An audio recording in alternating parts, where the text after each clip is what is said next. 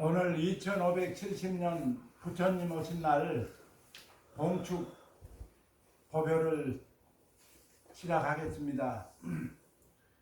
오늘 제가 지금 여기서 하는 얘기가 저 2층에 잘 들립니까? 안 들립니까?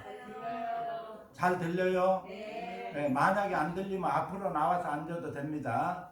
네, 내가 마이크를 이렇게 틀려다가 좁은 공간에서 너무 소리가 찍찍찍찍 하면은 듣는데 굉장히 피곤할 것 같아서 내가 그걸 안 틀었으니까 그렇게 이해하세요. 자, 오늘 2570년 부처님 오신 날인데 오늘 상당히 우리가 여태까지 법회를 부처님 오신 날 언제나 했지만은 올해 또한 부처님 오신 날은 너무 또 그 의미가 큰 것 같아요. 왜 그러냐면은 우리들이 일상생활에서 겪고 있는 내용들이 너무나도 이 큰 내용들이 많이 있고 해서 여기서 우리가 이제 많은 것을 좀 자각을 해야 되는 그런 시점이 오다 보니까 올해도 그렇고 내년에도 그렇고 내후년도 그렇고 우리가 정신을 바짝 차려서 이렇게 생활을 해야 되지 않을까 이런 생각이 많이 듭니다. 근데 이제 특히 우리 부처님 가르침에서는 부처님 오신 날 이렇게 연등을 켜는 거 있잖아요. 불을 밝히는 거. 이것을 우리 불교 같은 경우는 아주 철저하게 그 일을 행하는데 도대체 연등을 켠다고 하는 것이 어떤 의미가 있는가 하는 것을 오늘 이제 초파일이고 하니까 말씀을 드리고 여러분들이 또 등을 다 켜신 분들이니까 그래서 제가 이제 말씀을 드릴까 합니다.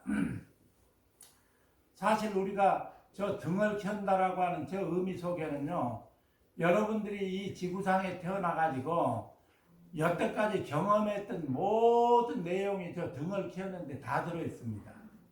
여러분들이 고생을 했든 고생을 안 하고 살았던 이런 걸 다 떠나가지고 여러분들이 보고 듣고 체험했던 모든 내용들이 저 연등을 켜는 저 도리 속에 들어있습니다. 그러면 가령 우리가 학교 가가지고 수학을 배웠다든지 뭐 물리학을 배웠다든지 영어를 배우든지 국어를 배우든 음악을 했든 미술을 했든 체육을 했든 그런 모든 과목의 내용이 저 연등 켜는 속에가 다 들어있어요. 그러니까 우리가 이제 연등을 켤 때 이 연등을 켜서 우리 가족이 잘 돼야 되겠다, 우리 자식들이 좀 잘 해줘야 되겠다 이런 바라는 마음을 부모들은 당연히 가질 수 있지만 그런 마음만 가지고 연등을 켜는 것은 연등 켜는 게 100분의 1도 안 되는 거야. 저 의미에 100분의 1도 못 따라가.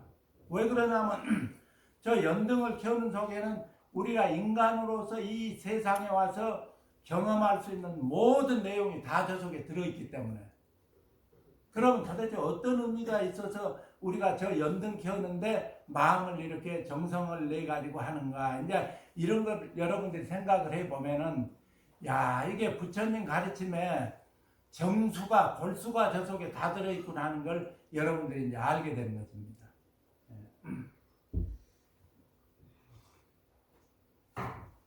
제가 목소리를 조금 크게 내다 보니까 목이 벌써부터 조금 그런데 오늘은 내가 조금 소리를 크게 내서 하겠습니다. 그 정도 에너지는 내가 있으니까. 그런데 우리가 저 불을 켤 때 플러스 에너지만 가지고는 불이 켜집니까? 안 켜집니까? 또 마이너스 에너지만 가지고도 불이 안 켜지죠. 플러스 에너지하고 마이너스 에너지가 두 개가 다 조화롭게 이렇게 만났을 때 불이 켜지는 원리가 있단 말이야. 그러면 우리가 이 세상에 왔을 때 경험하는 것은 플러스적인 측면도 다 경험하고 마이너스적인 측면도 전부 경험한단 말이야. 쉽게 말하자면 우리가 좋다라고 바라는 것 그것도 전부 경험을 해보는 것이며 우리가 싫다라고 하는 거 있잖아. 제발 그건 내 경험 좀 안 했으면 좋겠다 하는 것도 사실은 경험하게 돼 있는 것이에요. 두 가지를 경험을 했을 때 저 연등불을 켤 수가 있는 거야. 근데 우리는 지금 의식이 어떻게 되냐면 한쪽으로 치우쳐 가지고 있기 때문에 내가 남보다 잘 살아야 되겠다, 고생 안 해야 되겠다, 편안하게 살아야 되겠다 이런 쪽에다 우리 의식이 집중이 돼 가지고 나도 모르게 세뇌가 돼가지고 있는 의식이 있단 말이에요, 이게.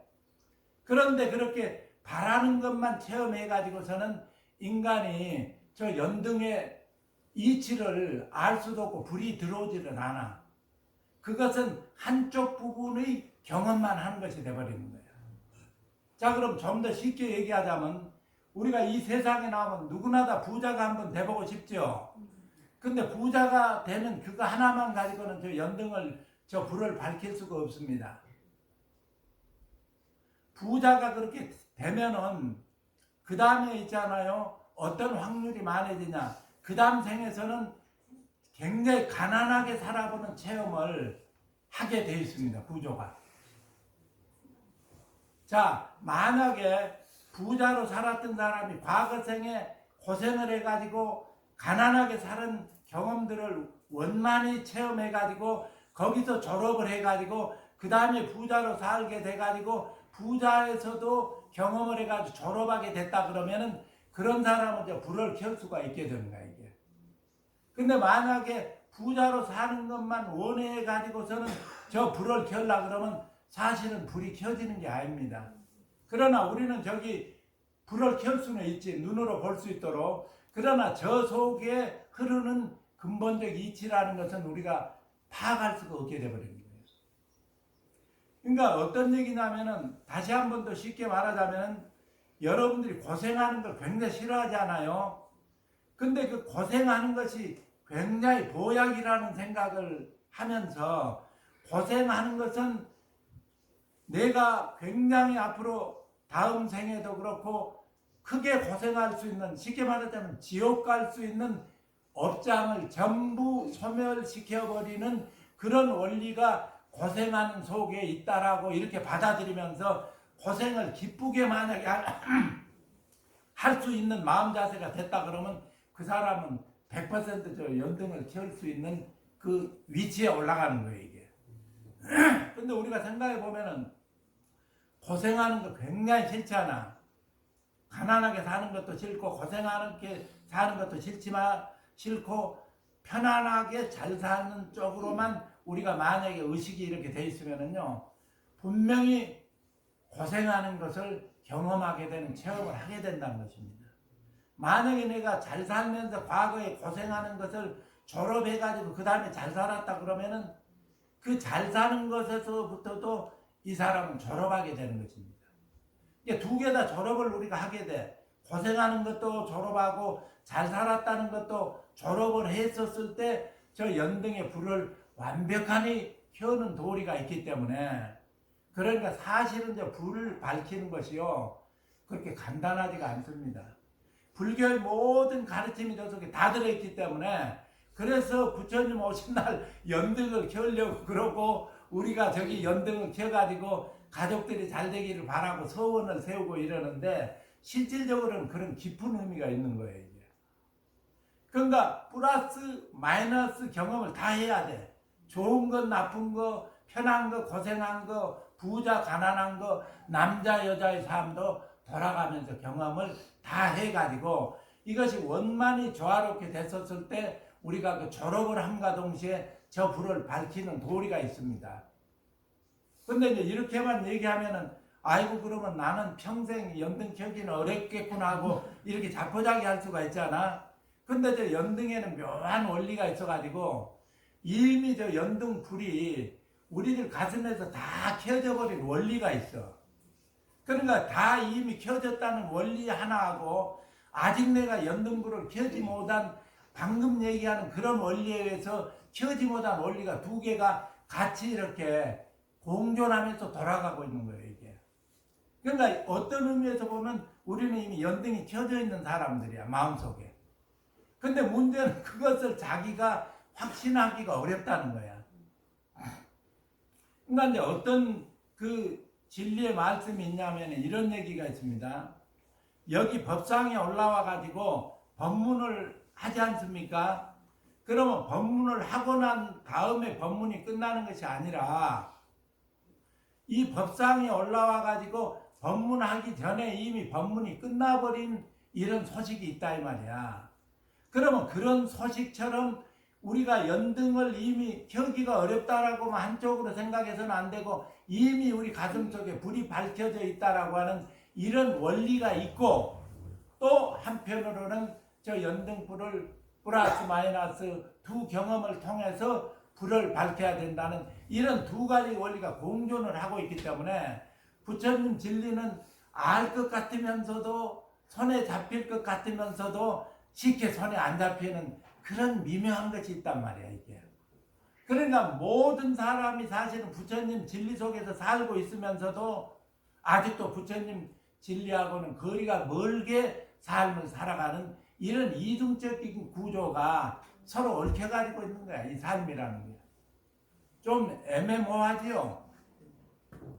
눈을 감는 거 보니까 애매모호한 얘기를 지금 해가지고 이게 감이 안 온다 이러는 느낌이 있는 것 같은데, 그러니까 이 세계는 하나만으로 이루어진 세계는 없어요. 두 개가 같이 이렇게 섞여 가지고 있어. 자, 우리는 좀 어떻게 됐냐면 보이는 세계에 굉장히 익숙해져 있는 사람들이야. 보이는 세계를 전부라고 생각하는데 이 세계는 보이지 않는 세계가 바탕으로 돼 가지고 있어요. 자, 보이지 않는 것과 보이는 것이 하나로 연결돼 가지고 있는데 물질적인 세계만 전부인 것처럼 생각하고 그쪽으로만 달려가면은 정말로 이건 크게 아주 후회를 하게 되는, 그러니까 비물질 세계가 기본이 돼가지고 물질 세계가 펼쳐지는 거야 이게. 그러니까 물질 세계를 사는 사람들은 이 물질 세계 그 밑바탕에 보이지 않는 비물질 세계가 기본으로 깔려 있다는 것을 통해 가지고 우리가 항시 생각하는 내가 알 수 있는 마음 그 저변에 밑바닥에 여러분들이 모르는 여러분들의 마음이 엄청난 마음이 존재하는 것입니다.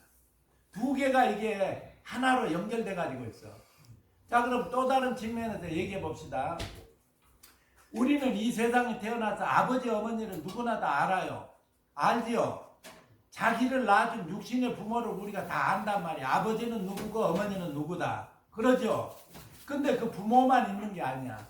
우리 몸뚱아리는 아버지 어머니가 낳아주셨지만은 우리의 마음, 영혼, 정신세계를 낳아준 그러한 영적인 부모가 우리한테 있는데 우리가 그 영적인 부모가 존재한다는 것은 전혀 생각을 안 하고 지금까지 세상을 산 거야.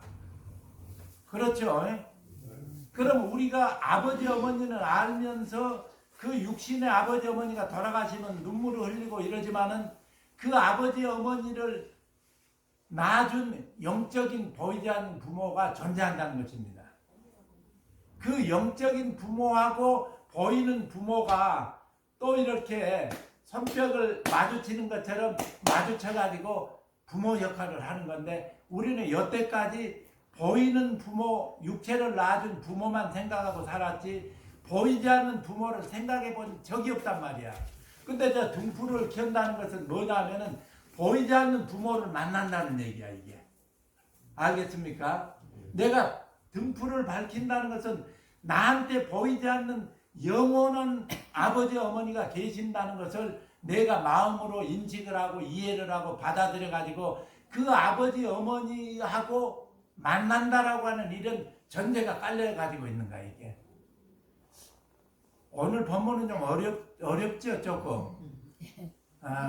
초파일 본문인데 이게 핵심적인 내용인데도 여태까지 본문하고는 좀 다르게 느껴지겠지만 오늘은 이런 본문들을 여러분들이 잘 들어야만이 올해, 내년, 내후년 여러분들이 잘 헤쳐나갈 수 있습니다.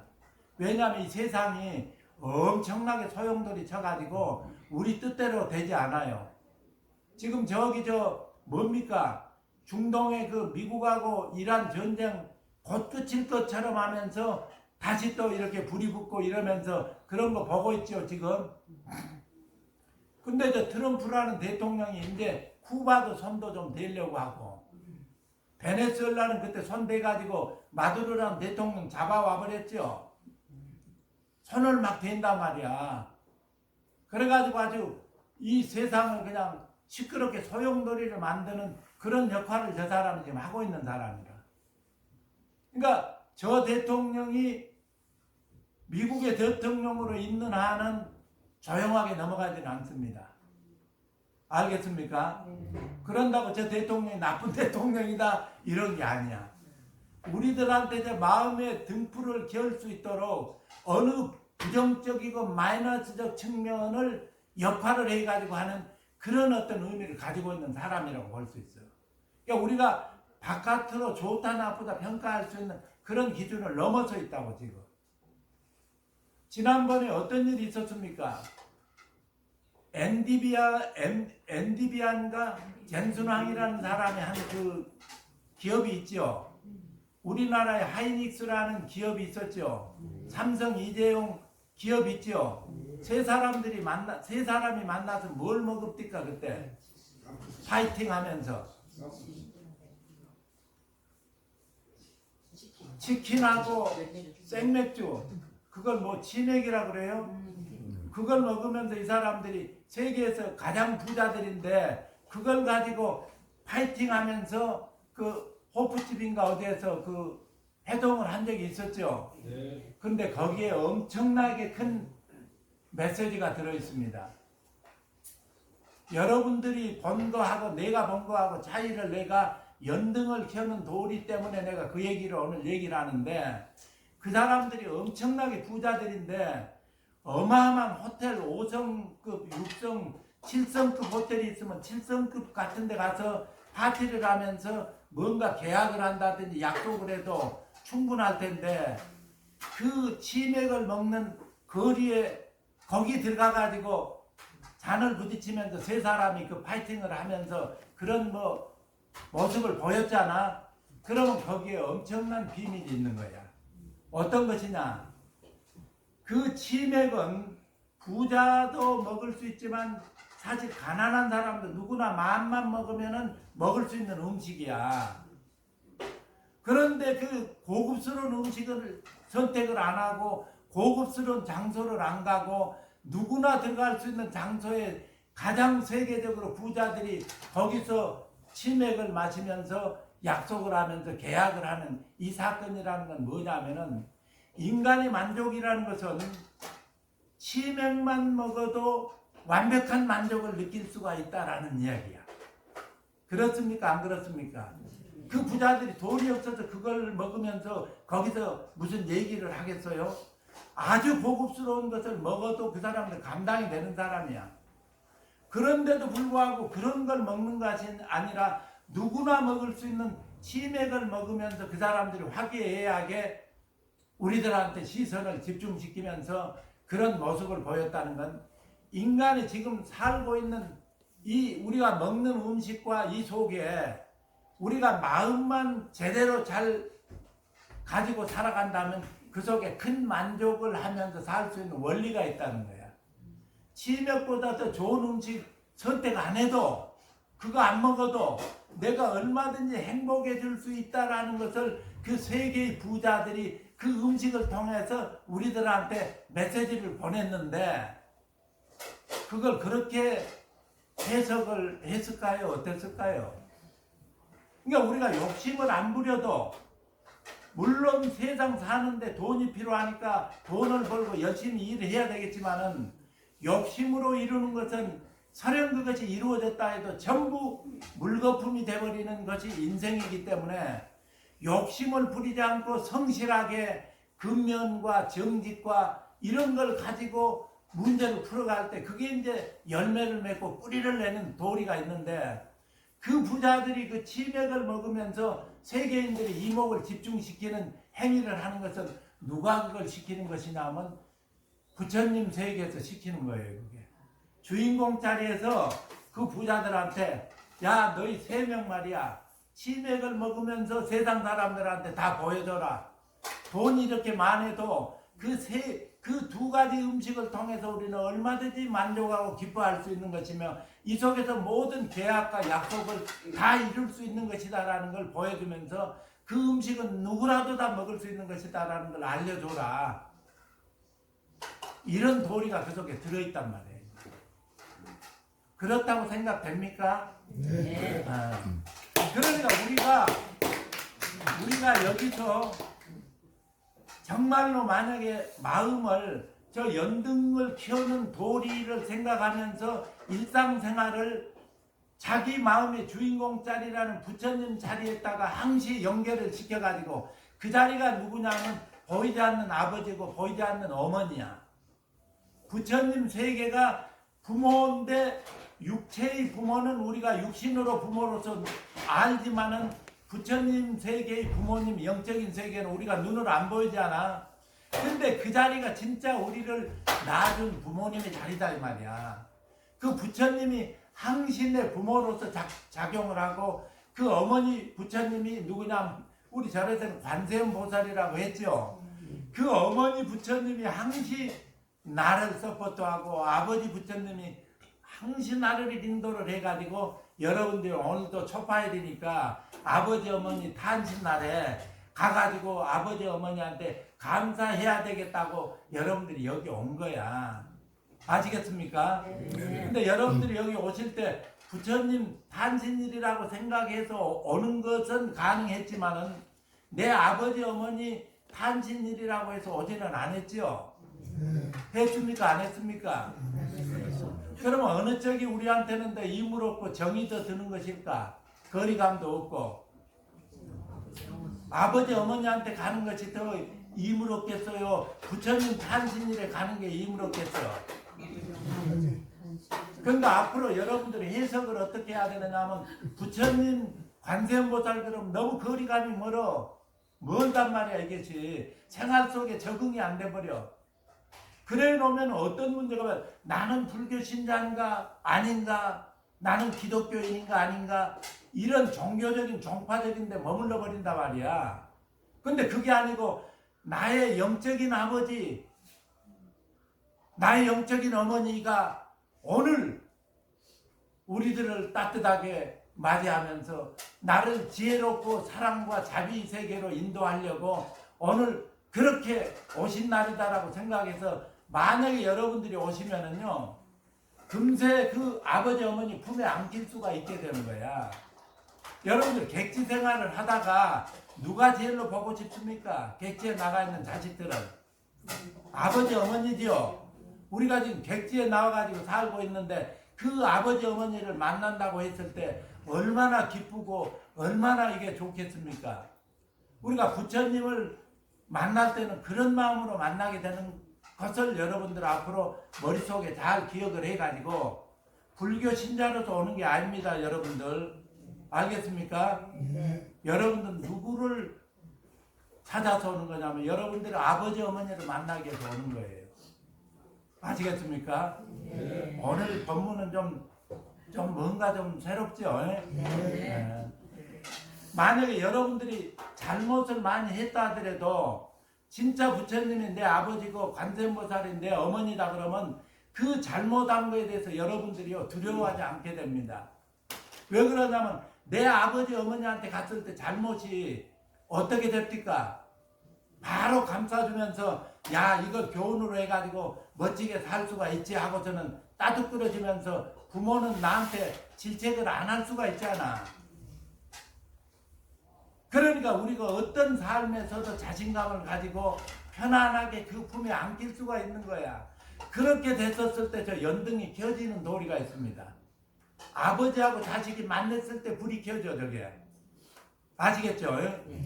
그러니까 여러분들은 아이고 이 등에 내 이름이 써졌는가 안 써졌는가, 내 자식들이 어떻게 되려나 이것만 계산을 했잖아. 그래서 아침에도 등 찾느라고 왔다 갔다 하면서 했었죠. 근데 그게 아니야.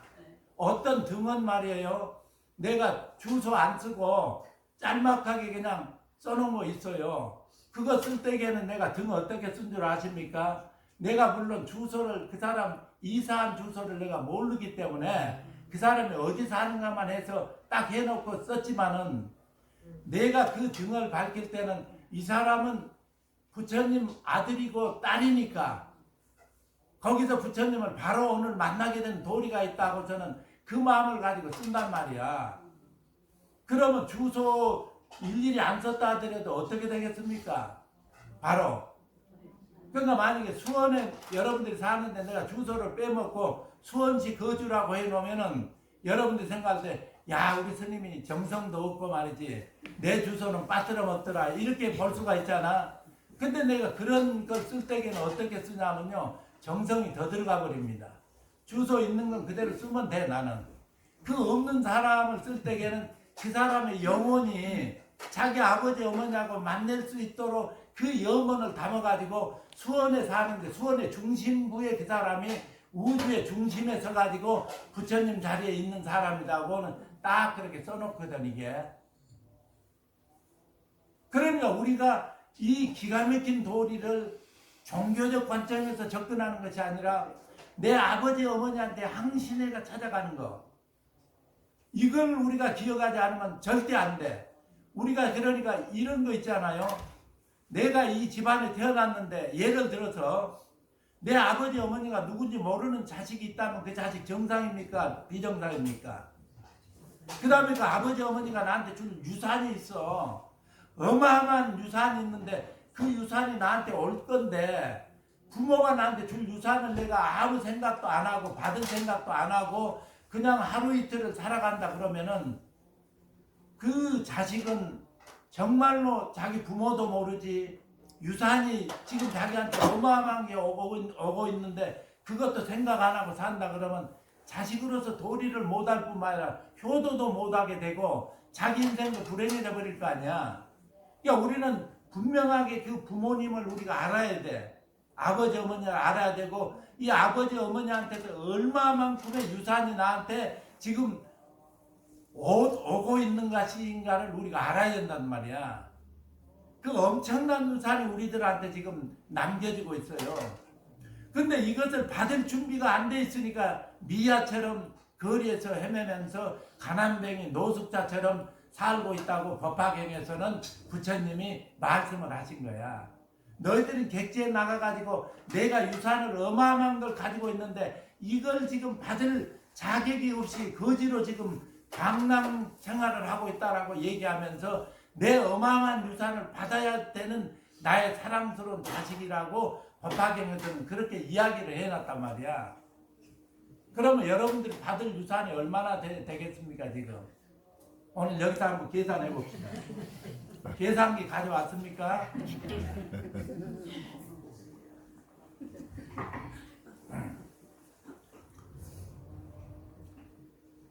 완전히 이게 있잖아요. 그 우리를 낳아준 영적인 부모한테서 받는 유산은요, 이 유산이 한량없는 유산이기 때문에 우리가 계산할 수가 없어.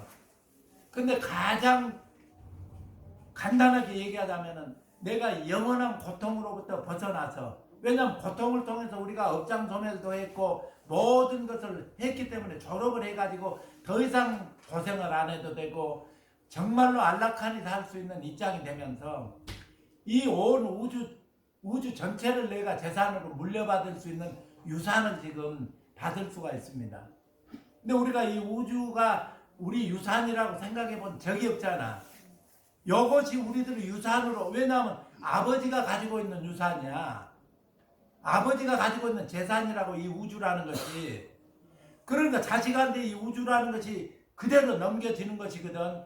그럼 우리가 그걸 받을 수 있는데 그 유산이 얼마나 됩니까 지금?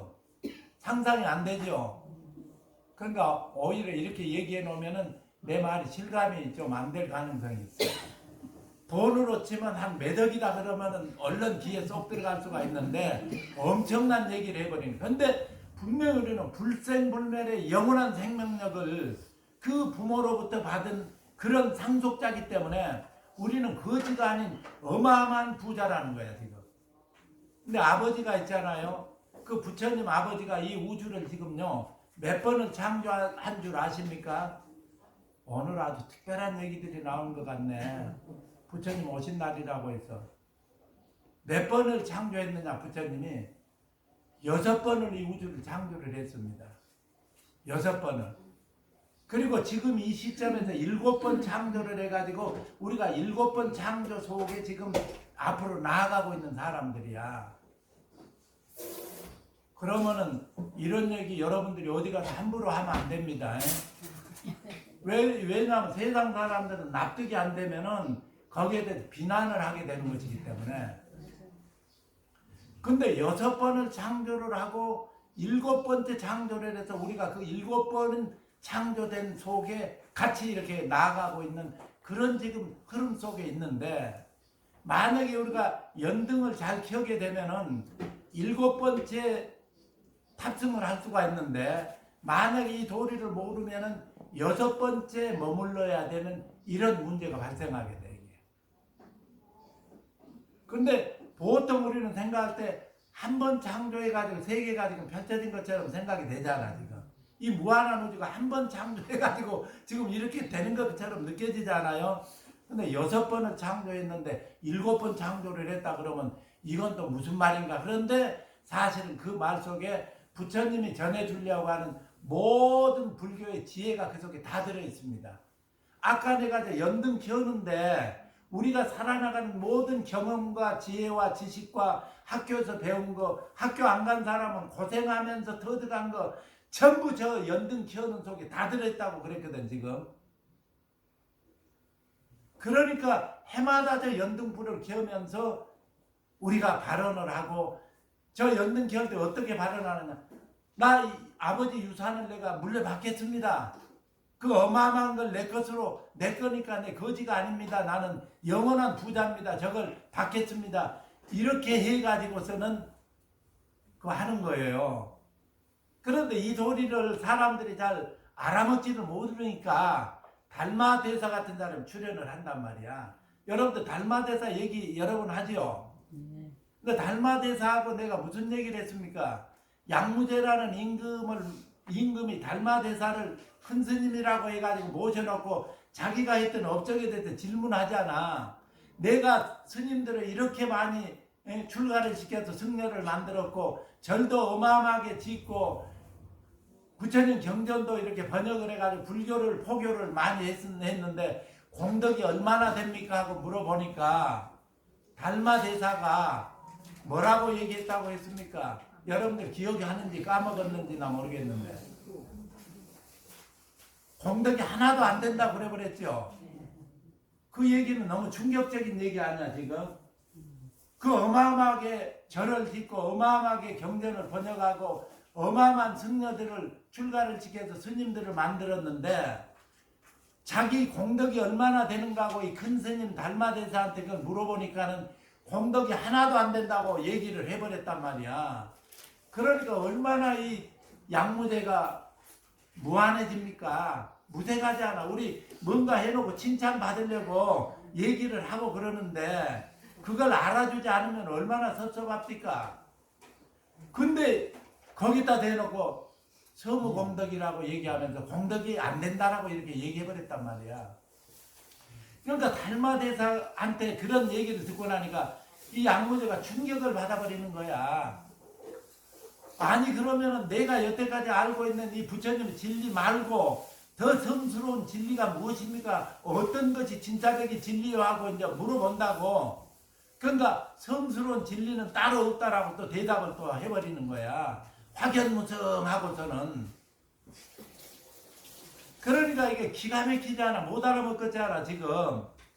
그러니까 나중에는 양무제가 화딱지가 나니까 큰 스님이고 나발이고 필요 없고 저 인간의 정체불명의 저걸 내가 알 수도 없고 하니까 마지막 내가 질문을 하나 해야 되겠다 해서 무슨 얘기를 하느냐. 내 앞에 앉아있는 당신이 누구요 하고 이제 이번에는 이렇게 물어보는 거야. 누구냐고 물어보려니까 나도 모르겠다 하고 대답을 하거든. 그 세 가지 대답을 하는 속에 달마대사에 제대로 된 부처님의 진리가 들어있기 때문에 내가 오늘 왜 달마대사 꺼낸 줄 아세요? 알아요? 몰라요? 여러분들? 앞으로 우리 절에 저 달마대사 그림을 그려가지고 대가가 될 사람이 한 사람이 있어. 내가 볼 때. 지금 저 그림 저기 하나 붙어있는 거 보입니까? 안 보입니까? 달마대사 그림을 가지고 와서 나한테 선물을 했어. 그래서 아 멋지다 하고서 저 자리에 붙여놓고서는 그러면 달마대사에 대해서 잘 알아야 된다. 대가가 되기 위해서는 달마대사에 대한 공부가 필요하다고 하면서 내가 좀 기쁘게 받아가지고 걸어놓은 것이거든. 저기 글이 너무 좋은 글이 써져 있더라고 보니까. 여러분들 한번 이제 나중에 읽어보세요. 그러면 아까 우리가 부처님 아버지 어머니한테서 받는 유산이 어마어마하다고 했잖아. 그러면 그 유산하고 양무제가 절 많이 짓고 경전 번역하고 스님 많이 만든 거하고 비교가 될까 안 될까요? 어느 쪽이 그 아버지한테 받을 유산이 많을 것 같습니까? 이 우주를 통째로 그냥 우리가 받는 유산인데 양무제는 지금 절 많이 지어놓은 거하고 스님 많이 출가시킨 거하고 경전 번역한 거에 대해서 공덕이 얼마나 되는가를 물었잖아. 그러니까 그때 달마대사가 뭐라고 얘기한 거냐면 왜 유산을 받는데 그 어마어마한 유산이 있는데 그 조그만 데 집착을 해가지고 그것에 공덕을 나한테 묻고 있느냐. 그건 거기에 대하면은 세 발이 피고 그야말로 그 공덕에 미치지를 못해. 그 진짜 아버지한테서 받을 수 있는 유산은 당신이 절 짓고 스님 출가시키고 번역해놓은 그것으로서는 될 것이 없어. 너무나도 어마어마한 유산이 지금 오게 돼 있는데 그것이 바로 공덕이 되는 것이지. 그 조그만 거 해놓고서는 공덕 얼마 되냐고 나한테 물으면 되겠냐 해서 공덕 안 된다고 얘기한 거거든. 말을 돌려서 한 거야 그게. 실제로 공덕이 안 돼서 안 됐다고 한 것이 아니라 어마어마한 공덕을 가르쳐 주려고 양무제한테 그 엄청난 자비의 그 마음을 열어가지고서는 그 폭탄 같은 얘기를 해버린 거야.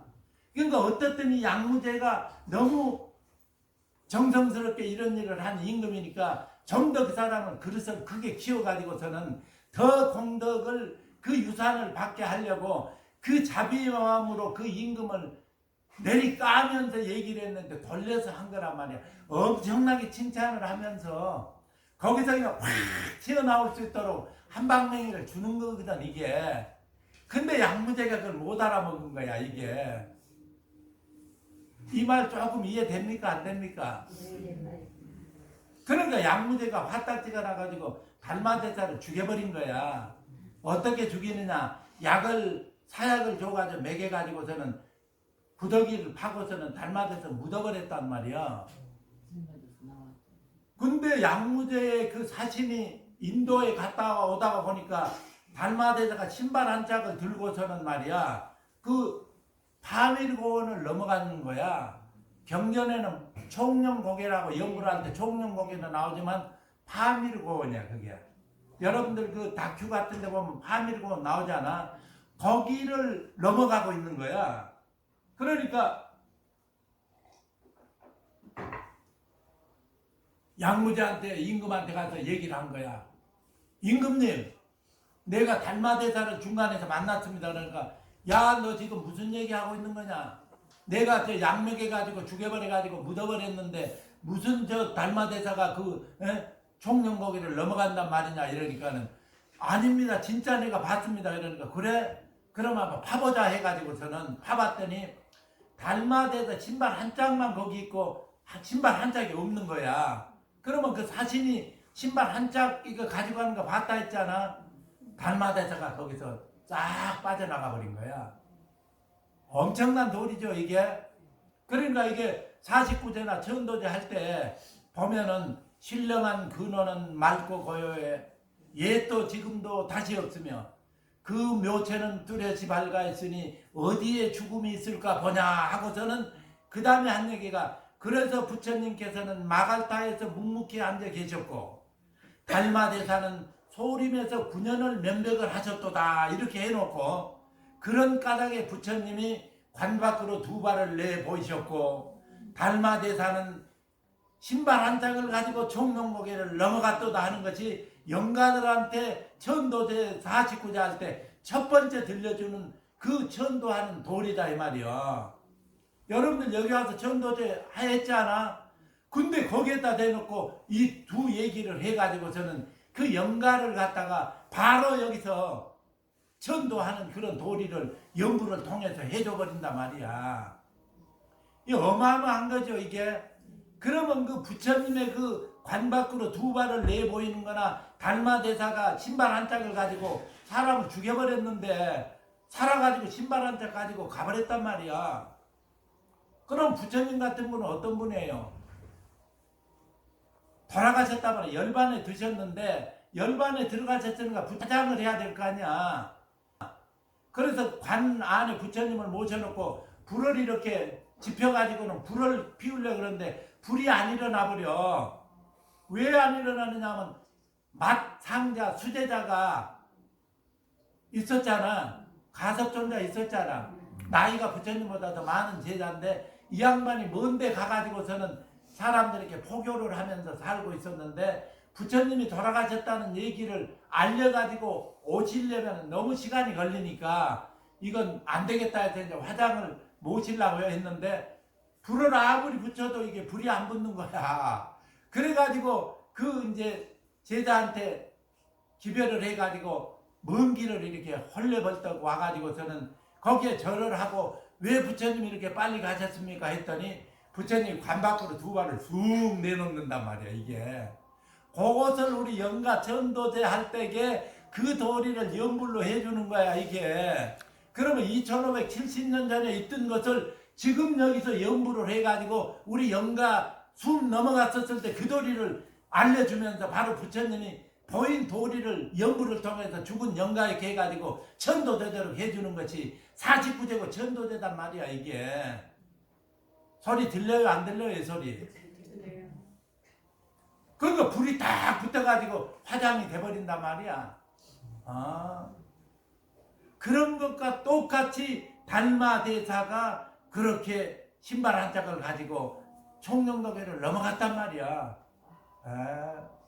그러니까 부처님 달마대사 그러면 이 지구상의 인류들을 위해서 가장 엄청난 진리를 핵폭탄 같은 것을 말씀해 준 것이기 때문에 그때 양무제에게 얘기했던 달마대사 얘기는 양무제 개인한테 한 게 아니야. 물론 그 개인도 깨우치려고 하는 게 있었지만은 오늘 우리들한테 세대를 넘어서서 과거 현재 모든 인류에게 공통으로 부처님의 유산이 얼마나 많은 것인가를 알려주려고 하는 핵폭탄급의 발언을 했던 것이거든. 이게 우리들한테 직접 했던 얘기야. 그 얘기가 양무제한테만 한 얘기가 아니야. 이 얘기가 알겠습니까? 이제 그런 속에 이 연등을 밝히는 도리가 들어있다는 얘기야. 이해는 조금 가지요. 그럼 앞으로 우리가 어떻게 인생을 살아야 되느냐 하면은 앞으로 우리가 남은 인생을 요 마음의 불을 밝히는 것에 집중을 해야 된단 말이야. 이게 왜냐면 우리들은 마음이라는 게 어두워. 어두운 데서 모든 것이 이루어나. 그래서 그 어두운 마음을 불교에서 뭐라고 얘기하냐면 무명이라고 합니까 안 합니까? 무명. 밝음이 없다 해서 없을 무자 했다 밝은 명자인데 무명이야. 그러면 무명 속에 우리들이 뭘 가지고 있냐? 세 개를 가지고 있어. 탐진치 삼독이라고 해서 욕심 부리는 거, 분수를 넘어서 가지고 그 다음에 화내고 분노하는 거, 그 다음에 어리석은 거, 이 세 가지를 기본으로 해가지고 인생을 살아가고 있단 말이에요. 우리가 지금 여기서 어둠 속에서.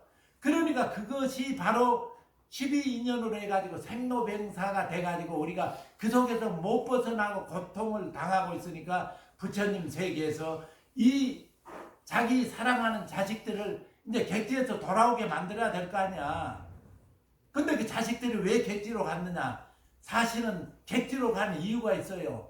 아버지 품 안에서는 아버지 사랑이 얼마나 큰지를 알 수가 없으니까 아버지 사랑을 알기 위해서 객지로 나가가지고 호화스러운 걸 다 버리고 나가서 배고픔을 경험하고 해가지고 어머니가 얼마나 나를 사랑하고 아버지가 얼마나 나를 사랑했는가 이걸 알기 위해서 우리가 객지로 나온 사람들이야. 그래서 이 나와가지고 여기서 부모님의 사랑을 여기서 알게 되는 겁니다. 이게 알겠습니까? 우리가 이게 사랑을 알기 위해서 여기 온 사람들이야. 알겠습니까? 그걸 알고 이제 부처님 세계, 부모님 세계로 돌아가는 것이거든. 근데 지금 객지에서 계속해서 노숙자로 우리가 이렇게 머물러 있어가지고 안 되기 때문에 언제나 부처님 오신 날 불을 밝혀가지고 빨리 고향으로 돌아가기 위해서 아버지 어머니 영원한 곳으로 거기가 사실은 어딘 줄 아십니까? 여러분들 너무나 많이 들어가지고 식상을 해가지고 과연 그런 것이 있을까 없을까 하고서는 설왕설래하는 곳이에요. 극락세계입니다. 여러분들 극락세계 들어봤습니까? 안 들어봤습니까? 그 극락세계 가려면 뭐라고 합니까? 아미타불을 부른다 그랬죠. 사실 아미타불이 누구냐면 내 아버지 어머니 이름 부르는 거예요. 아버지 어머니가 계시는 고향이 극락세계인데 거기에 가려고 아버지 어머니를 부르는 거야. 그런데 거기를 요즘 젊은이들한테 극락세계라 그러면 고지 들을까요? 안 들을까요? 이해 안 가겠죠? 그러니까 언어를 좀 바꿔서 써야 돼. 뭐라고 써야 될까 거기를? 파라다이스라고 얘기를 해. 알겠습니까? 파라다이스에 아버지 어머니가 계신단 말이야. 오늘 본문이 재미가 있습니까? 없습니까? 조금 더 할까요? 예.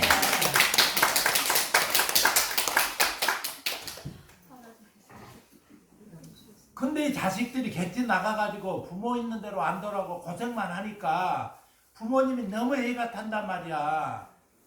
애가 타가지고 자기 그 객지에 나간 자식들을 이제 고향으로 들어오게 해가지고 유산을 다 주려고 지금 기다리고 있는데 안 오니까 할 수 없이 우리를 불러들이기 위해서 지금요. 아버지 어머니 세계에서 부처님 세계에서 지구의 환경을 지금 바꾸기 시작하는 거예요. 어떻게 바꾸는 줄 아십니까? 오늘 이제 절에 온 사람들, 처음에 온 사람들 잘 들어야 돼요. 여러분들 태양이 뜨거워졌습니까? 안 뜨거워졌습니까?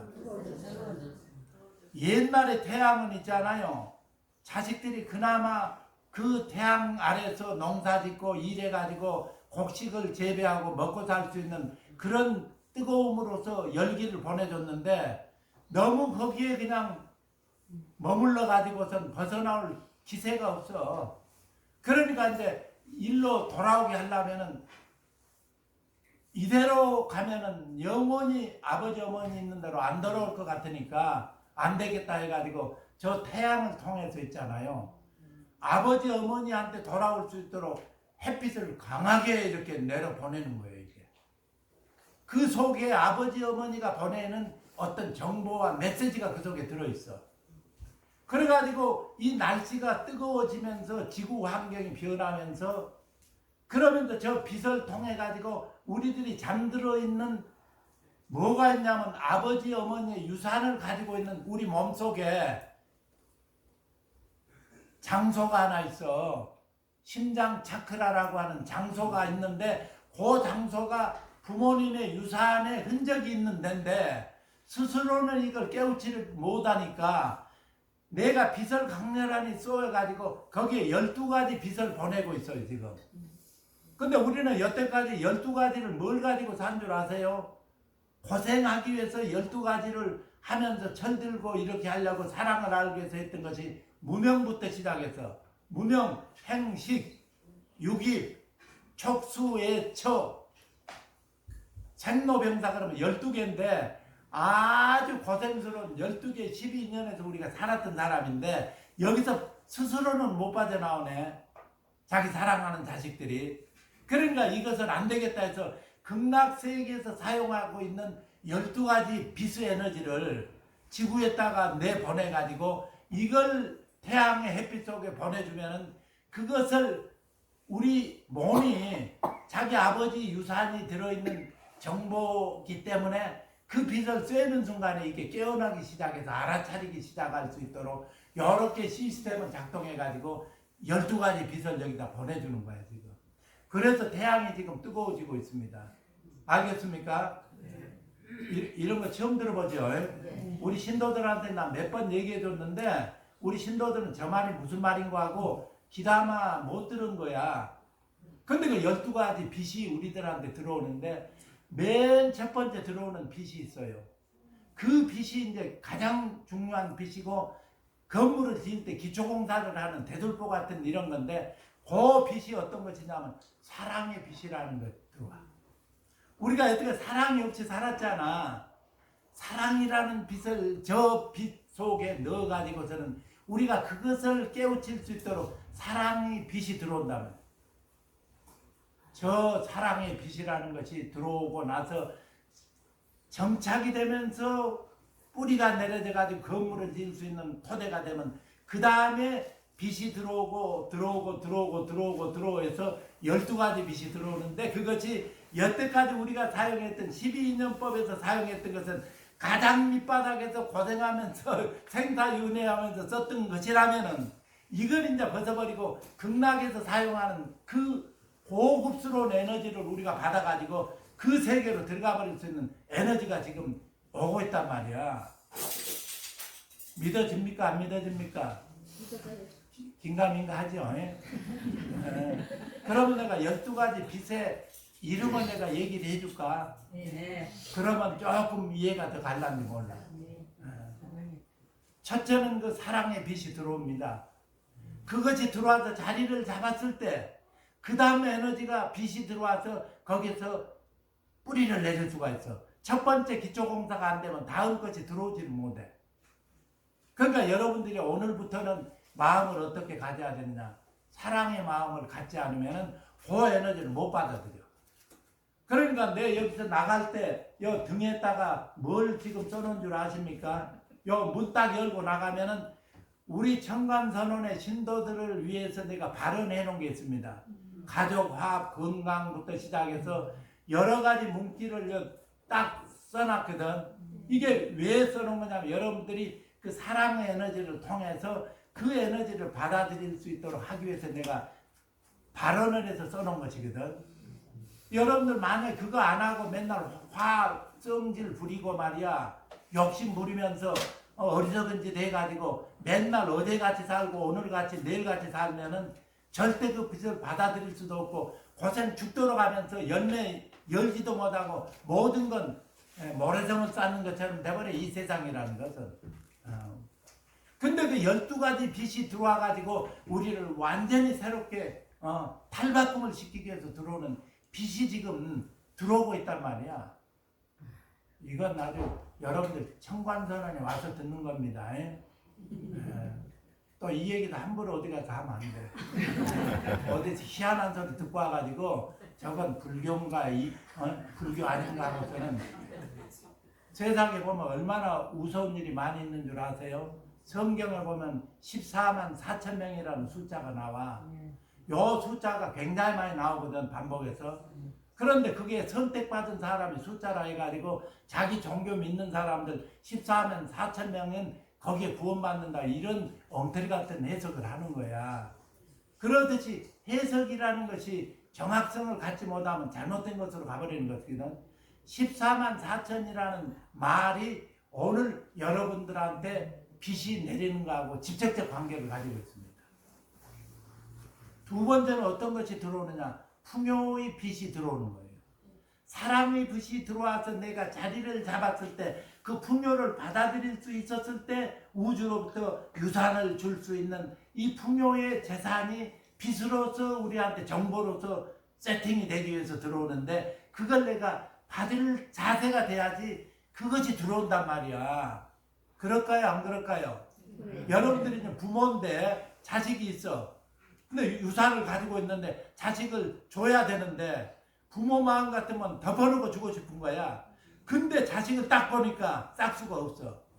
저거 주면은 술이나 먹고 말이지, 저거 지키지도 못해가지고 완전히 재산 탕진해버릴 자식이다 그러면 줄까요? 안 줄까요? 망설이게 되지. 그러다가 에라 모르겠다, 기부나 하고 가버려야 되겠다고 다른데 기부해버릴 수가 있는 거야. 심지어 부모들도 그런단 말이에요. 그러니까 이 재산을 줄 때 이 재산을 저 아이가 잘 받아가지고 지 것으로 해가지고 진짜 부자로서 잘 살 수 있을까 없을까를 보고 이 유산을 준단 말이야. 그러니까 사랑이라는 것이 내려와가지고 자세가 됐으면 그 다음에 풍요의 빛이 들어왔을 때 그걸 내 것으로 소화시킬 수가 있으니까 그 다음 빛의 에너지가 들어올 수가 있어. 근데 이 자세가 안 돼 있으면 욕심이나 부리고 맨날 깽판이나 부리고 말이지, 문제나 일으키고 그러면은 다음 에너지는 차단돼서 안 들어와 버리는 거야. 그러니까 결국은 우리가 마음을 순화시키면서 나쁜 생각은 버려버리고 편하고 착한 마음, 성실한 마음을 가지면서 사람들을 볼 때 항시 공경하는 마음으로 봐야 돼. 나를 소중하게 보듯이 상대를 공경하고 저 사람이 무한한 아버지의 유산을 받을 어마어마한 사람이구나 하고서는 당신 선물할 사람입니다 하고 공경합니다 하고는 이런 마음을 가져야 되는데 우리가 그런 마음 가지고 서로 보는 것이 쉽습니까? 어렵습니까? 이게 연습 안 하면 절대 안 되거든. 질투심부터 일어나고 그냥 뭔가 지금 뿔따구가 나고 이러기 때문에 그렇게 절대 안 봐주는 거야. 그러니까 철저하게 공경합니다. 마음속으로. 당신 지금 그런 행동을 하고 있지만 당신은 아버지의 유산을 받을 위대한 사람입니다. 성불할 사람입니다. 하고서는 상불경 보살처럼 언제나 예배하면서 당신 위대합니다 하고 그러면 자기도 위대한 사람이 되는 거야 이제. 그러면서 낮은 곳으로 내려가면서 겸손하게 이렇게 했었을 때 그 에너지를 받을 수 있는데 그 에너지가 사랑의 빛의 에너지야 이게. 첫 번째 들어오는 겁니다. 그러면은 두 번째가 이제 풍요의 빛이 들어온다 그랬죠. 이건 유산을 물려받을 수 있는 사람인데 풍요가 가도록 돼 있거든. 자격이 없으면 못 들어가. 근데 이렇게 설명을 하면 오늘 하루 해가 져버릴까 안 져버릴까? 안 되겠죠 이거. 오늘은 풍요까지만 맛보기를 보이는 거예요. 왜냐하면 이 풍요를 얘기할 때에도요 어마어마한 얘기를 해야 돼. 그 하나 속에가 어마어마한 12가지 빛의 에센스가 다 들어있기 때문에 그거 하나 가지고도 1시간 가지고는 안 돼. 그러면 앞으로 12빛에 대한 얘기를 할 때 여러분들은 12번 부처님 오신 날 와가지고 들으려면 지금 우리 나이 많은 연세 많은 분들도 있고 하니까 그렇게 내가 너무 늘리면 안 되겠잖아. 속도를 좀 늘려가지고 다음에 하고 해서 속도를 좀 내볼게요. 오늘 여기까지만 합시다.